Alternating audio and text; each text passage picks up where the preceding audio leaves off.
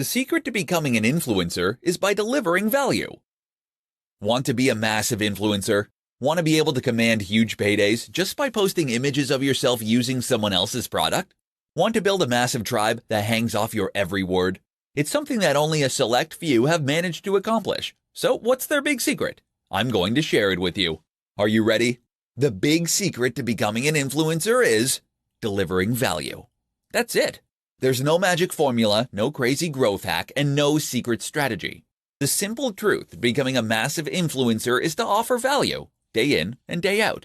But what does that mean? Delivering value, of course, means that you're giving away something useful. That might mean entertainment, it might mean amusement, it might mean information, it might even just be inspiration. But ultimately, when someone interacts with your brand or your content, they need to come away feeling as though they gained something from it. Why? Because of course that is then what's going to motivate them to come back again in the future. You probably already understand this intuitively. Chances are that you're posting pictures regularly, or that you're posting blog content regularly. Maybe you make regular YouTube videos. But now ask yourself, are you really providing value? Because where many people go wrong is by thinking that any content is going to be automatically valuable. You see this with Instagram accounts that simply share lots of other posts using a certain hashtag.